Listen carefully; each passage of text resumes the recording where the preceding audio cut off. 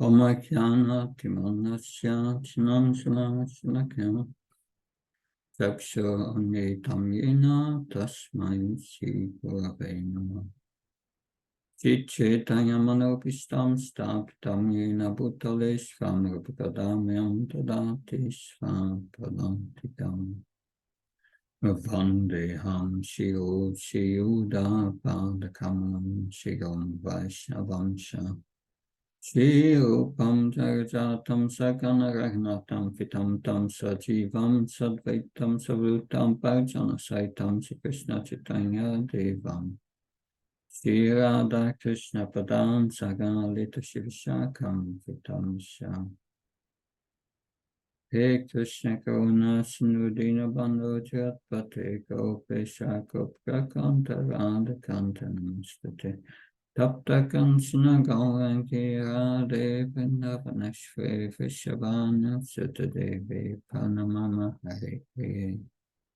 Vankha Kalpa Visha Kripa Sindhvisha Patnam Pavanvyo Vaishnavyo Namo Namo Jaya Shri Krishna Chaitanya Prabhu Nityananda Shri Advaita Gadadhar Shiva Sadi Gaura Bhakta Hare Krishna, Krishna Krishna, Hare Hare. Hare Ram, Ram Ram, Hare Hare. Namo Vishnupadaya Krishna Vistaya Bhutale Srimate Bhakti Vedanta Swami Namane. Namaste Saraswati Devi Gaurvani Pacharini. Nirvishesha Srinyavadi Paskachai Tasatani.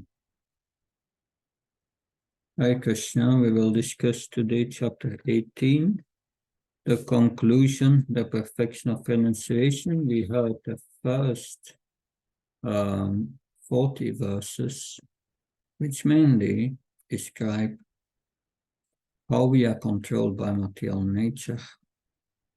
That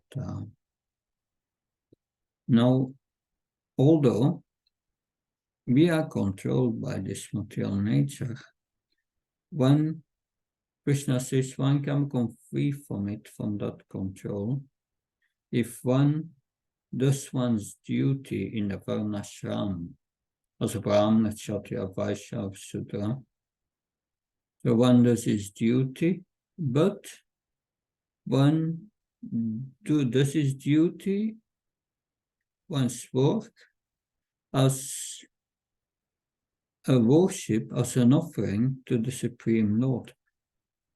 That's the second part. And then Krishna will further explain in this section that if one does one's prescribed duties, one becomes purified. One becomes purified and thinks, who am I? That and one is interested in Jnana. One tries to develop Jnana and so come to the point that that one uses one's intelligence and in the service of the Lord. So that purification of one's mind and intelligence is required to become qualified to perform the pure devotional service. That and Krishna ends this section with explaining how he reveals himself to his pure devotee. That the states of purification we will hear is the states of Brahman realization. So in the first verses, Krishna will explain the different orders of life and stages of life. He describes the orders of life Brahman, Kshatriya, Vaishya, and Sudra, and list their qualities. That he lists their qualities, and I will now read these qualities, these verses, which describe the qualities, and then we will read some quotes of Srila Prabhupada, where he explains these qualities. So text 41 are the qualities of the Brahmins. Go to text 41. Just a moment.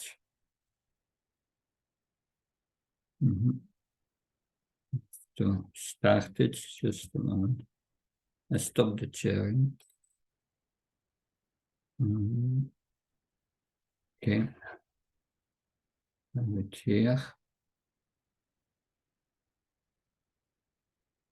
It appear now.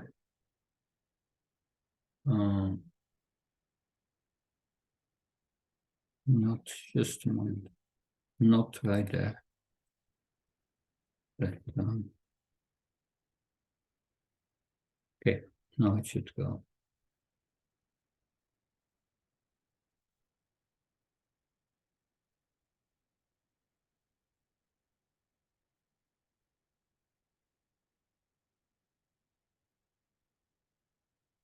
Om Namo Bhagavate Vasudevaya Brahmana Chatya Visham Sudranam Saparantapa Karmani Pavivaktani Svabhava Prabhave Gunai. Brahmins, Kshatriyas, Vaishyas, Sudras are distinguished by the qualities born of their own nature, in accordance with the material modes or chastise of the enemy. Samudamasta pachacham chantir aryavamevasha jnana vijnanamastikhyam vamakarma svabhavacham. Peacefulness, self-control, austerity, purity, tolerance, honesty, knowledge, wisdom, and religiousness. These are the natural qualities by which the Brahmins work. So these are the qualities we will read, or we look at the quote of Srila Prabhupada, and it says, these qualities devotees must develop, because pure devotional service starts after the heart is purified, and one's heart, and when with a pure heart has these qualities. Therefore, it starts after developing these qualities, this pure devotional service. This experience of love for God starts to develop afterwards, really. That the experience comes. That means a devotee must have the qualities of a Brahmin and must go beyond. These are the qualities of the Brahmins. And next, because in the quote we will see Srila Prabhupada explain each of these points, how it relates to devotees. Then 43 is the Kshatriyas, Saryam Teo Triti Daksham Yuthe Chap Apalayanam Dhanam Ishvabhavascha Kshatram Kama Svabhavacham. Heroism, power, determination, resourcefulness, courage in battle, generosity, and leadership are the natural qualities of work for the Kshatriyas. So these are the Kshatriyas. We will hear about the nature of the Kshatriyas in the quotes also. And then the Sudra, Kshiko Raksha Vaniyam Vaishya Karma Svabhavacham Paricharyatmakam Karma Sutasha Visvabhavacham. Farming, crop protection, and business are natural work for the Vaishyas. For the Sudras, there is labor and service to others. This 45. Sveve karman abhirata samsiddhim navatena svakaramani rata siddhim yatha vindati tachvinu. By following these qualities of work, every man can become perfect. Now here, please, for me, how this can be done. That I will read up to. This is,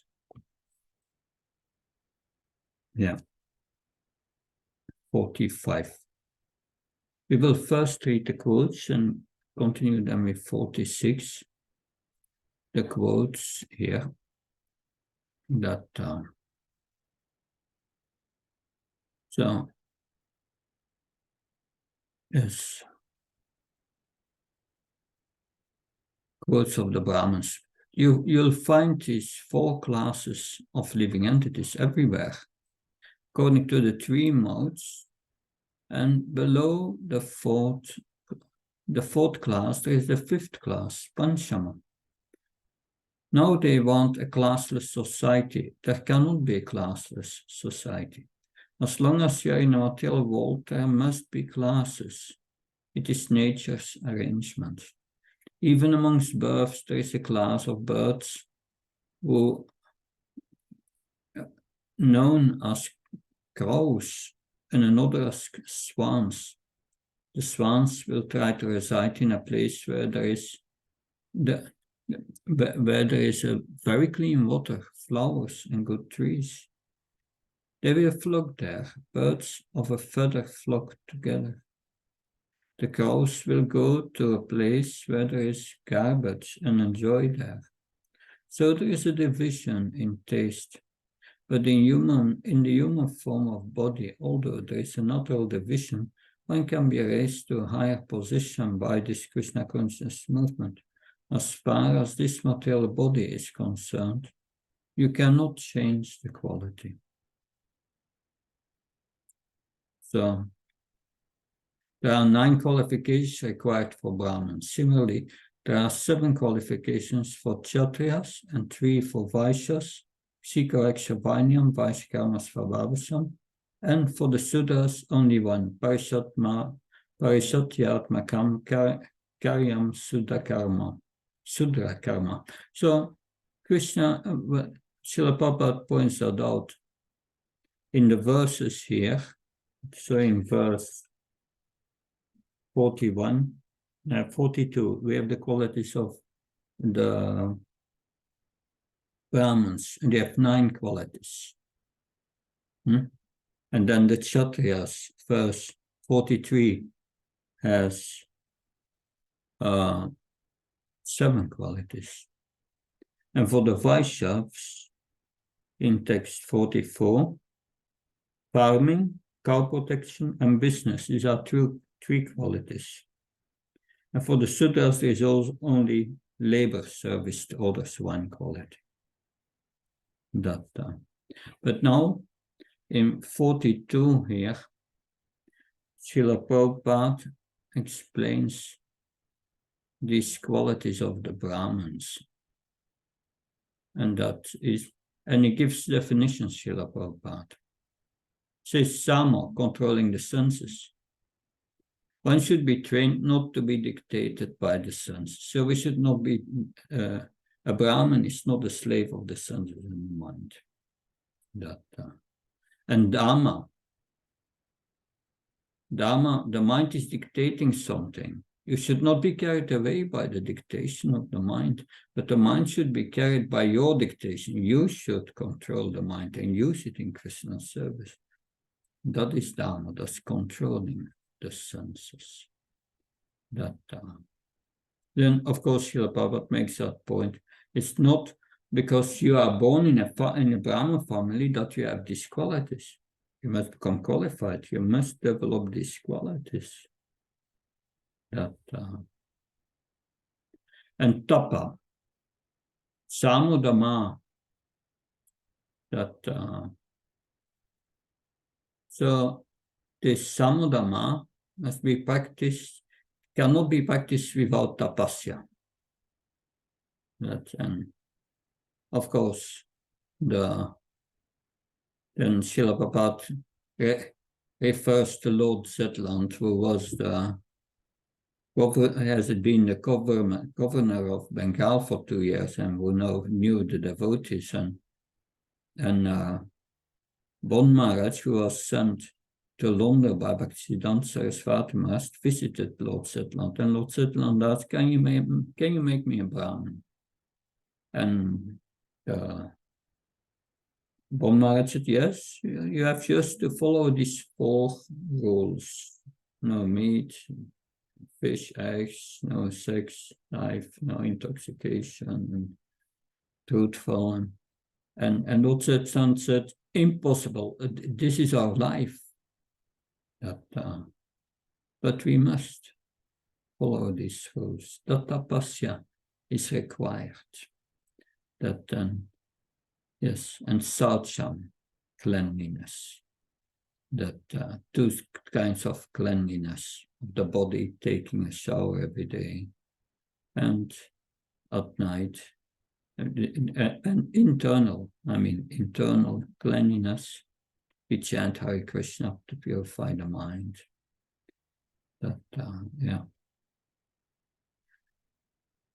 So these are the qualities of the Brahman, and another quality of the Brahmins is kshantir, tolerance. That's this Tiksha, Srila Prabhupada quotes 2:14, that Matra Spastkant Yashitas Nasuka Dukadagama and Paina Nitya Stans, the Tikshas for Bharata. These are also the qualities of a Brahman, equal in happiness and distress, like summer and winter. In the summer too hot, in the winter too cold, but we must tolerate. Agama Paima, we must become equal to it. And Arjavan is being very simple, that Srila Prabhupada says. There's so much cheating going on that we have the tendency for this cheating due to duplicity. That's the opposite. But we must be very straightforward and simple. So then Srila Prabhupada speaks about we must be detached from matter and at the same time attached to Krishna. If we increase our love for Krishna, then our attachment to this world will waver, diminish. And jnanam, we should be full of knowledge. We should understand what is this world, who am I, what's my relation with this world, and what's my relation with Krishna. This vijnanam, complete knowledge of life. Astikam, we must have full faith in the scriptures. The one who believes in the words of Krishna is astika. One who does not believe is nastika. The nastika does not believe in the Vedic instructions. And then Srila Prabhupada writes, these qualities are manifested in the body of a Vaishnava. Therefore, a perfect Vaishnava is also a perfect Brahman, as indicated by the words Brahmanya Sila Sampanna. A Vaishnava should be determined to understand the absolute truth. And then on text 43, these are the Kshatriyas. Kshatriya means that one protects one from being hurt. That's from Kshat means hurt. Atriya is protecting that from being hurt. So a Kshatriya always wants to protect others. And Saryam is that, and Srila Prabhupada writes here, Maharaj Parikshit was on a tour in his kingdom, and a Kshatriya does not go on a tour just to for a publicity campaign or something. No, he's going to check if everyone does his duty in the Varnashram. Otherwise, he will correct that. And like on his tour, a man was trying to kill a cow, and he immediately drew his sword and was going to kill him. That's so that's. And Schildpout makes that point. One who is at the president, who is in charge of a country, he should be a hero. If they have to fight another Kshatriya, an aggressor or whatever, and there's a war, it should be in front, that and be assisted by others. But he's not a coward. That so this is the Kshatriya that yes, and Danam. A Kshatriya is always generous in his disposition. Vaishnavas were generous because even though on the battlefield they would fight like enemies, at night these Kshatriyas would come together and were friends. And you have that interesting story about Alexander the Great. He arrested a thief. A thief was arrested and was brought before Alexander the Great to be judged. And the thief said, "What's the difference between you and me?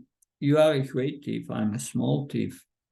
Alexander understood this and released the thief. That this is generosity. He must agree to the principle. Ishvarabhav. The Pandavas were Kshatriyas. They needed to rule. Yeah, they need to rule. That's their nature, to control. Anyway, then you have the Vaishyas. The Vaishyas, three qualities: Kshi, Go, Raksha, Vanyam. Krishi means plowing, agriculture. Go Raksha means protection of cows. Vanya means trade. That is what the Vaishyas do. A Vaishya can make from practically nothing a fortune. He knows how to make money and business. And Srila Prabhupada explains, if one protects the cows, yeah, then agriculture, when one gets the grains from the field, when the milk from the cow, the cow gives byproducts, and the urine, the cow dung, it's all to be used. So one gets everything what one needs just by protecting the cows. That's then Balaram, of course, he has his plow, and that he represents the land of agriculture. He always carries a plow wherever Krishna tends the cows. So Srila Prabhupada said these two brothers, Krishna represents Go-Raksha and Balaram Krishi-Raksha, that agriculture. So yes, interesting quotes. I mean, now we come to text 46. We go back to our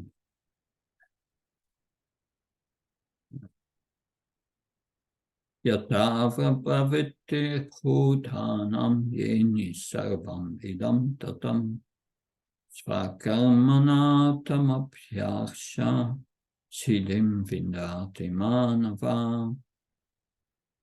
By worship of the Lord, who is the source of all beings, who is all pervading, a man can attain perfection through his own work. So this verse is from 46 till 48, 49, and that they describe that if one does one's work, one must do one's work to satisfy the Lord, that and become purified by engaging in his devotional service. That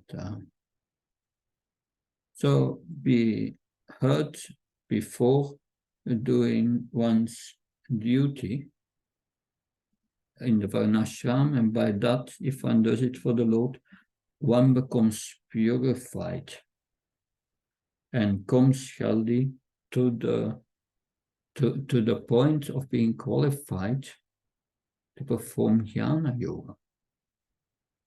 So, in other words, this verses from 41 till 48 represents karma yoga.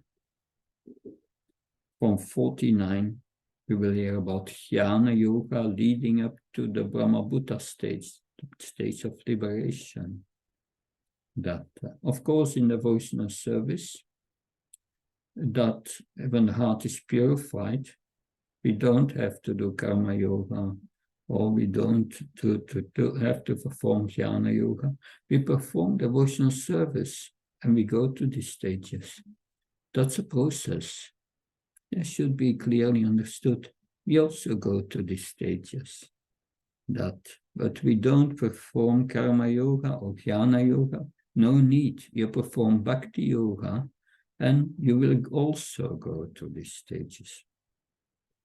Of course, that does not mean that these verses are not interesting for us. No, these verses help us also to understand our process of bhakti yoga and how because they are parts of the process. So we can understand aspects that will be helpful in our devotional service. Text 46 here. The Lord in the purport that his external energy and internal energy is all pervading. Therefore, one should worship the Supreme Lord with his energies. Generally, the Vaishnava devotees worship the Supreme Lord with his internal energy. His external energy is a perverted reflection of the internal energy. The internal energy means the energy where we link up with Krishna through devotional service. That if we link up with Krishna, we do our work for Krishna, the consciousness of doing it for Krishna, we are out of love, then we are linked up with this eternal energy. So, but the external energy is a background. So, in other words, devotional service.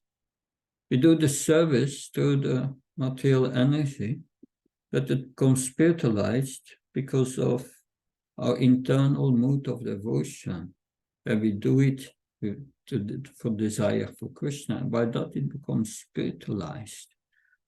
But the background is the external material energy. But the Supreme Lord, by the expansion of his plenary portion, as Paramatma, is situated everywhere. So we have heard that in the 4th chapter, how to turn material energy into spiritual energy. And we do that constantly. We offer our food. For material, it becomes spiritual. That's everything used in the service of the Lord. Material becomes spiritual. So he is the super soul of all demigods and all human beings, all animals, everywhere. One should therefore know that as part and parcel of the Supreme Lord, one has his duty to render service unto the Supreme. Everyone should be engaged in devotional service to the Lord in full Krishna consciousness. That is recommended in this verse. Everyone should think that he is engaged in a particular type of occupation, by Rishikesh, the master of the senses, and by the results of the work in which one is engaged, the Supreme Personality of Godhead, Sri Krishna, should be worshipped. If one thinks always in this way, in full Krishna consciousness, then by the grace of the Lord, he becomes fully aware of everything. That is the perfection. The Lord says in Bhagavad Gita, Teshamam samudartha. That's that gives us hope. Teshamam samudartha. That's, I'm the deliverer of the devotee. I deliver such a devotee. That now we have text 47. 47 is a verse that is performed twice in Bhagavad. It's mentioned twice. There are two verses who are mentioned twice. This verse and the verse of Manmano Bhagavad Bhakti Mam Namaskar at the end of the 9th chapter, and we will hear it now also at the end of the 18th chapter. So Shreya Svadharma Vihona Bharadharmat Tvanushtita Pabhavan Yatam Karma Kurmam Napnoti Kilbisam. Translation. It is better to engage in one's own occupation, even though one may perform it imperfectly, than to accept another's occupation and perform it perfectly. Duties prescribed according to one's nature are never affected by sinful reactions. So one must do prescribed duties according to their particular modes of nature. Krishna says, we have all our nature, and we must dovetail our nature in the service of the Lord. Nature means what you like, what you are good in. You do that for Krishna. That it's a function of the spiritual master to see how his disciple is conditioned and what are his capabilities. That and what is good in, that he should do for Krishna. That mostly what we are good in, we like to do. And because we like to do it, we become good in it also. It's going two ways. So no work is abominable if performed in the service of the Lord.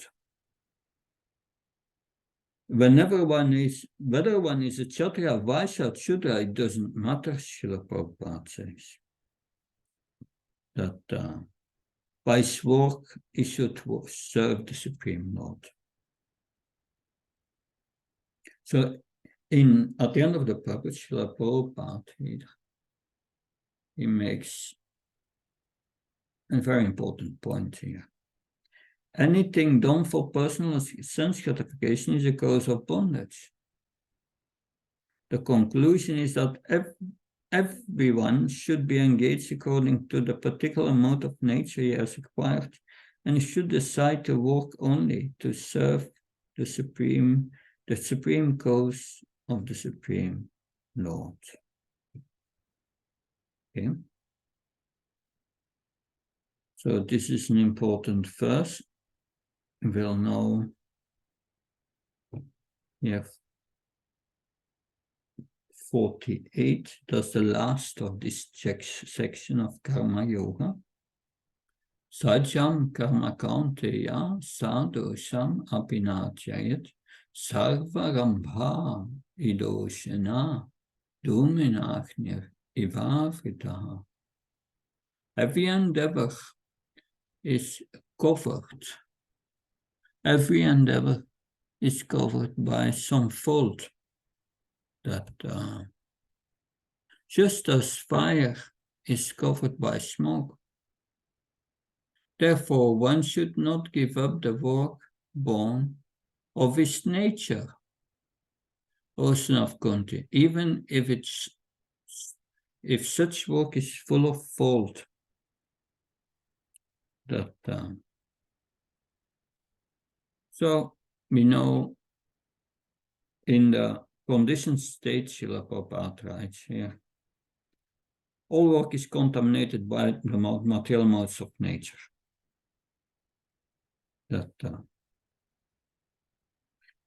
Srila Prabhupada at the end of the purport says, we should not give up our service, our natural occupation, because there are some disturbing elements. But one should try to serve Lord Krishna by his occupation, by what one is good in. Do it in Krishna consciousness. So when a particular type of occupation is performed for the satisfaction of the Supreme Lord, all the defects in that particular occupation are purified. So Krishna will purify it. That he will accept it as pure. So when the results of work are purified, then when connected with devotional service, one becomes perfect in seeing the self within, and that is self-realization. So once one becomes purified, and then one becomes qualified for Jnana Yoga, understanding the self. Interesting. Most people in this world are far from being purified, cannot understand the self, cannot understand that they are not a body, that this is a qualification, and how to come to the qualification, to understand who we are. Now, I'm going back to our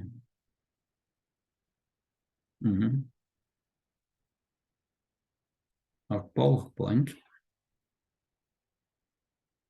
So when one works for to satisfy the Lord by performing one's natural occupation, even if it is faulty, one will not suffer any reaction. That's an important point. One should not give up one's prescribed duty, because defects of such work become purified by engaging in devotional service. So that's the essence. And now we come to the point, to the verses 49 till 55. And these verses are a summary of Jnana Yoga. Jnana Yoga. Yeah. 49. Asakta bhudhi sarvatra shitatma vyatashpriha naiskamya siddhim paramam sanyasena digacchati. One who is self-controlled and unattached and who disregards all material enjoyments can obtain by the practice of renunciation the highest perfect stage of freedom from reaction. That Srila Prabhupada writes, real renunciation means that one should always think himself part and parcel of the Supreme. So part and parcel means we are a servant. That's our internal mood. We serve Krishna, but we are not qualified. Therefore, we first pray to the spiritual master, please let me assist you. And you see yourself as an assistant of the spiritual masters and by serving Krishna. That is the mood we require.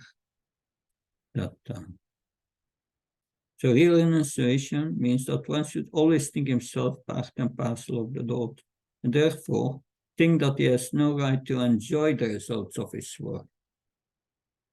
You remember we gave the example of the cashier who is receiving money and paying money, but for him it's all equal. It's not his money. So nothing is ours. Our service is important. And all the matter we are using in Krishna service, we offer to Krishna. In devotional service, we use it.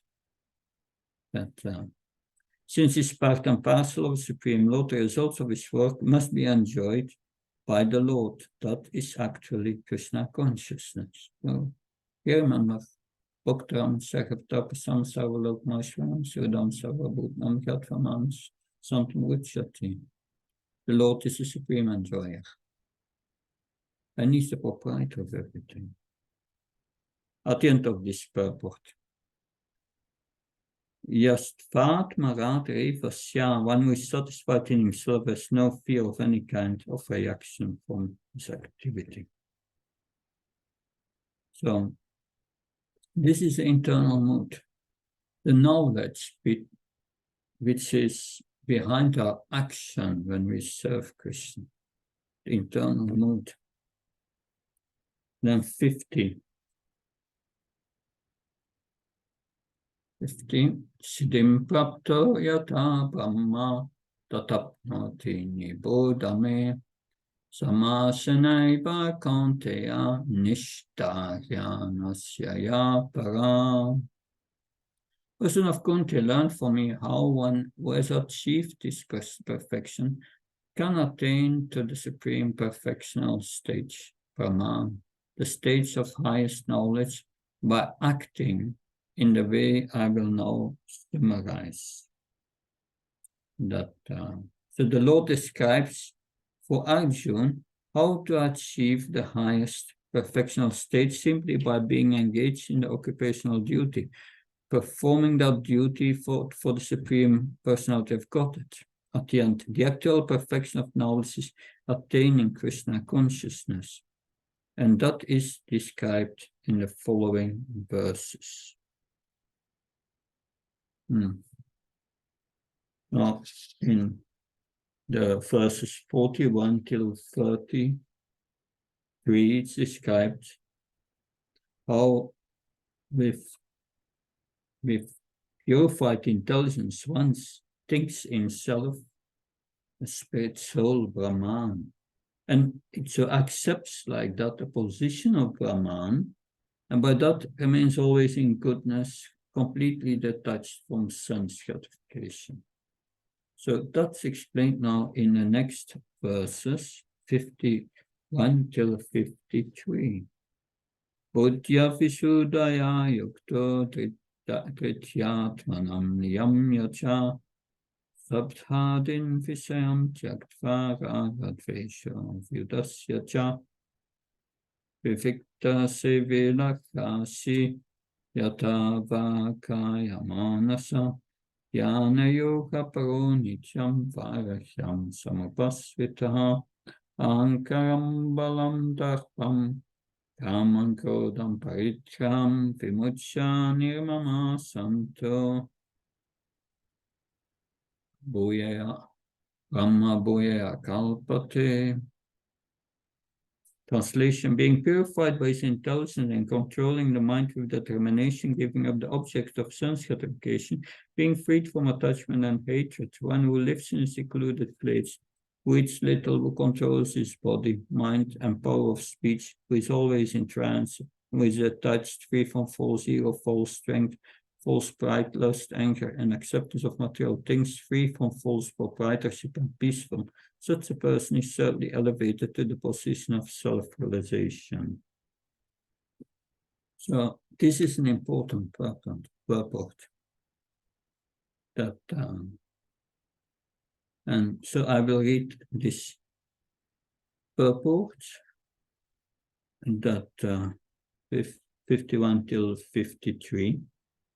That but this, by this we can understand what it is to remain in goodness and not detached from sense gratification. When one is purified by intelligence, he keeps himself in a mode of goodness. So that's important, keeping ourselves in a mode of goodness. Means rising early before 4 o'clock, taking a shower, and decorating the body with tilak, and then attending Mangalarti and chanting Shapa to purify, that will purify the subtle body. That's cleanliness. And then, when one follows the 4 regulating principles and one chants and one becomes purified, then one becomes a controller of the mind and is always in trance. It takes many years to attain that point, to be that trance. That's the beginning of spiritual life. It's not attached to the objects of sense gratification. and he's free from attachment and hatred in his activities. No duality anymore, no raga, dvesha. Krishna said these are paripanti now. They are obstacles. It's finished, that duality, good and bad, man, woman, and whatever one goes through, one tolerates that, and things, happiness and distress comes and go. That difficult situations come and go. That like the caravan passes and the dog barks, but still the caravan will pass. So, and it's all temporary, this happiness and distress. And a devotee who is become purified, that's all temporary. Soon we are out of the body. It's all gone. That's such a detached person now prefers to live in a secluded place, far away from materialists. That's living with devotees who are sincere in their devotional service, like living in a secluded place also. There is no false ego because he does not accept the body as himself. So all the what we have to achieve, so-called, in this world is for the body. He doesn't want to achieve anything in this world. He just wants to serve Krishna. No false ego. Because the real ego is that we are a servant of Krishna. Because he has no body concept of life, is not falsely proud. He's satisfied with everything that is offered to him by the grace of the Lord, and is never angry in the absence of sense gratification. I don't get my food, I become angry. No, he's peaceful. It's a high level. He becomes non-attached to material things. So that's the stage of self-realization of Brahman. There you have understood I'm not a body. You don't have reached the perfection yet. That's love of Krishna. But the first stage is you have realized. That's Brahman realization. And that's called the Brahma Buddha stage, which is explained in the next form. The next. How to attain that stage. We already heard in the second chapter. Apoyamana machala pratishtam samudranapa pavishanti advat. Tatvat kamyam pavishanti sarvesa samtim abnotina kami kami. A person is not disturbed by the incessant flow of desires that enters like rivers into the ocean, which is ever being filled but is always still. One can alone achieve peace when the man who strives to, not a man who strives to satisfy material desires. There's no material desires, no sense gratification. And then one comes to the Brahma Buddha stage. The Brahma Buddha stage is the Brahman realization. So Krishna says here, I will give you, it said before, I will give you confidential knowledge. And that's confidential knowledge. The first stage, the Brahma Buddha stage. And in the Bhagavatam it is said that Vedanta tat tattva vitas tattvam jnanam atvayam prameti paramatmeti bhagavaniti sapyate. The sages have concluded that the absolute truth has three phases: Brahman, Paramatma, and Bhagavan. Now Krishna will explain these three phases. And the first phase is Brahman. That's verse 55. In verse 61, we'll give more confidential knowledge and we'll speak about Paramatma realization. And in verse 65, Manmanabhavat Bhakto, he will speak about Bhagavan realization. So this is the process we go through in devotional service. And Lord Krishna is describing it very expertly. So you have Brahma Bhuta Pashanatmana Shustina Kangsti, Samsavesha Bhutishu Mat Bhaktim Labate Param. I think this is a memorization verse for you. One was transcendentally situated at once realized the supreme Brahman and becomes fully joyful. never laments or desires to have anything, is equally disposed toward every living entity. In that state, he attains pure devotional service unto me. So, in the purport, Srila Prabhupada makes a few points that I want to point out. First, one who engages in pure devotional service to the Lord is already in the state of liberation. So without being one with the Supreme, the Absolute, one cannot render service unto him. So we must be one with the Supreme, one in purpose.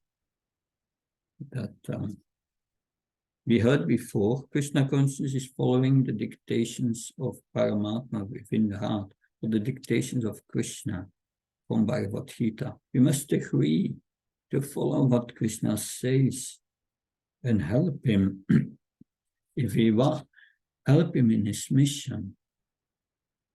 That's, and after giving the Supreme confidential knowledge of about Mad Bhakti, become my devotee, Krishna says, one should explain this first, this knowledge to others.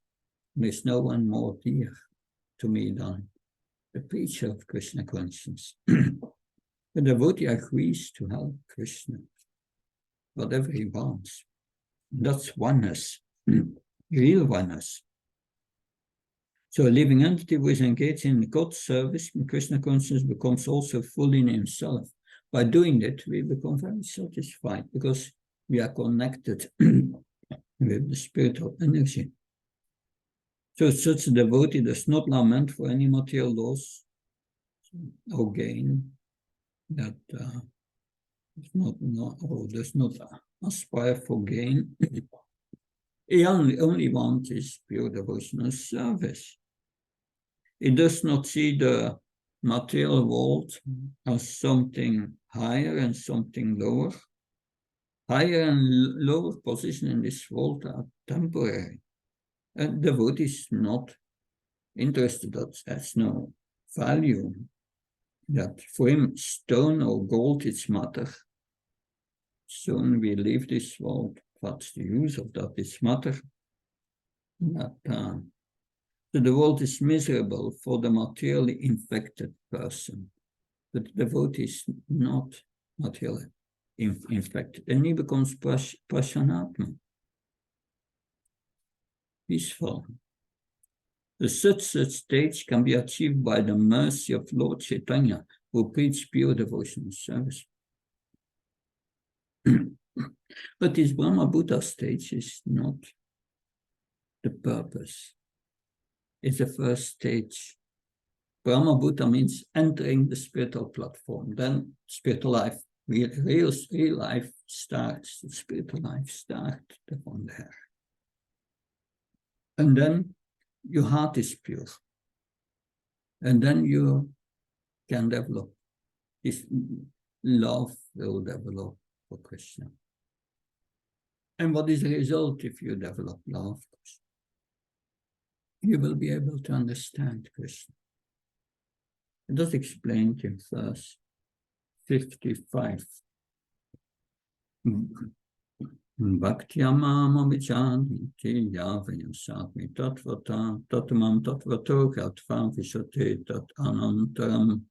One can understand me as I am, as the Supreme Personality of God, only by devotional service. When one is in full conscious of me by such devotion, he can enter into the kingdom of God. That so in the purport we have Srila Prabhupada writes, so Krishna cannot be understood by mental speculation. That if one wants to understand Krishna, one must perform devotional service under the guidance of a spiritual master, and by that, when one becomes a pure devotee, can understand. So the absolute truth is hidden in the heart of the pure devotee. They say that. So university degrees are not helpful. That Srila Prabhupada said. Devotional service is there as long as devotional service exists, that there must be God, the devotee, the process of devotional service. So such knowledge is never vanquished, even after liberation. Liberation involves getting free from the material concept of life in spiritual life. The same distinction is there, the same individuality is there, but in pure Krishna consciousness. We remain the same individuals, but we become purified. It's not possible to become one with the Lord. That merging into Brahman, no. That and Srila Prabhupada gives we retain our individuality eternally. Merging means like a green bird enters a green tree foliage and you don't see it anymore. But it's still there, trying to enjoy the fruits of the tree. So after attainment of the Brahma Buddha stage, Srila Prabhupada said devotional service begins by hearing about the Lord. When one hears about the Supreme Lord, automatically the Brahma Buddha stage develops, and material contamination, greediness, and lust and sense enjoyment disappears. As lust and desires disappear from the heart of the devotee, one becomes more attached to the service of the Lord. And by such engagement, he becomes free from material contamination. So in that state of life, he can understand the Supreme Lord. So after liberation, devotional service continues. Actual liberation is getting free just from the misconceptions of life, Srila Prabhupada says. Let's go to and look at our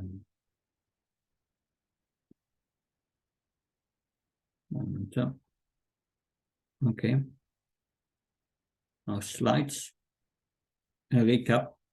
One whose only happiness lies in serving the Lord is actually renounced and has attained the stage of yoga. With purified intelligence, a person accepts his position as Brahman and remains always in goodness, completely detached from sense gratification. That's the process we do. Go to. So the Brahma Buddha stage of self-realization is the beginning of pure devotional service. In such a stage, the devotee is always joyful because he has no thought other than Krishna. Being satisfied in devotional service, he does not desire material enjoyment. He sees all beings equally because he has nothing to do with ephemeral appearances. Such realization is achieved by the mercy of Lord Chaitanya, who preaches pure devotional service in this age.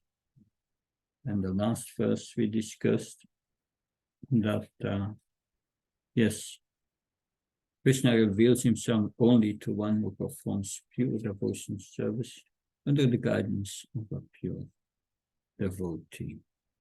Now the quotes, a few quotes here. Too much to read them all, but we will read two short ones. Evam Pansa Manaso. By practicing Bhagavad Bhakti Yoga, one becomes fearless and joyful. Unless one becomes fearless and joyful, he cannot understand the signs of God. Therefore, as soon as we are freed from the clutches of Maya, Brahma, Buddha, Prashanatma, we become Prashanatma, very happy, joyful. Just like a man, if a man is freed from the contamination of a certain type of disease, he feels happy. Now I'm feeling all right. So that's, so Prabhupada says is that Brahman stage is the stage when we are recovering from our material infection. The disease is over. Now we become healthy. But now we have to go back to our healthy activities, which is devotional service. Then we have here 55, short one. As the sun can be known through light, so Krishna can be understood through bhakti. If you try to understand the sun, you try to understand the sun through darkness, then that's not the sun. If you try to understand Krishna to Dharma, Artha, Kama, Moksha, you will fail. So this is the first of the 3 sections we are discussing today, and this was a long section that so we are here.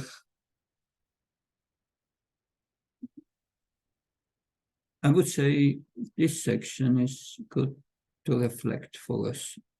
Where are we? Are we on the way to come to that stage of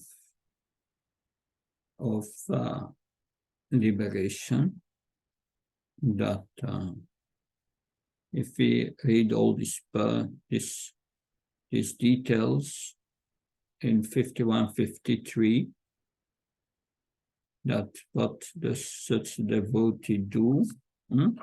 We have said that is being freed from attachment and hatred, lives in his secluded place, who eats little, that controls his mind power and power of speech, that touched, free from false ego, false strength, free from lust, anger, that free from false proprietorship.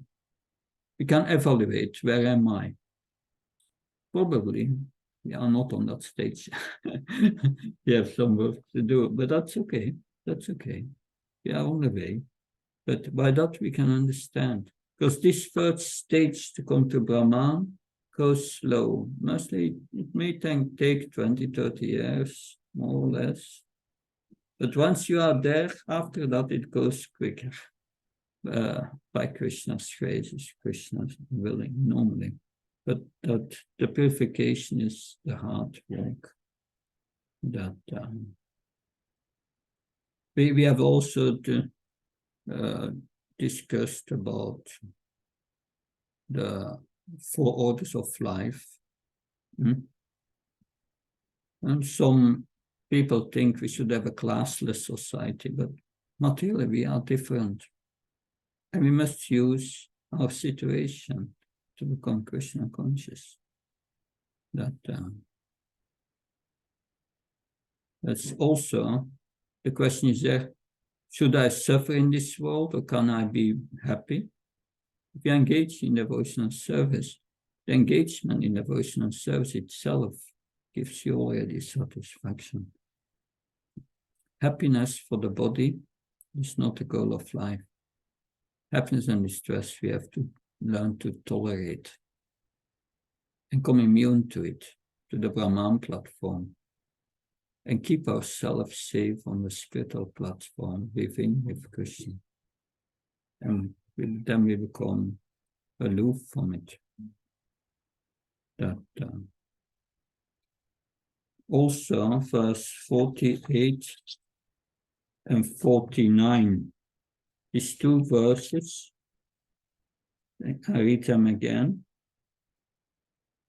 Every endeavor is covered by some smoke, just as fire is covered by smoke.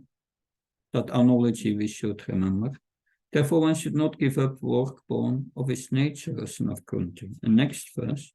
When we self-control and unattached and who disregards all material enjoyment can obtain by practice or of renunciation the highest perfect stage of freedom from reaction.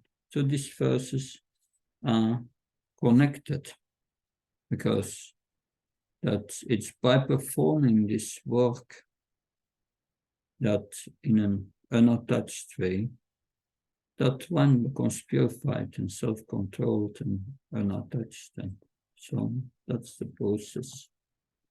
Are there any questions on this first section? That if not, we will continue with the next section.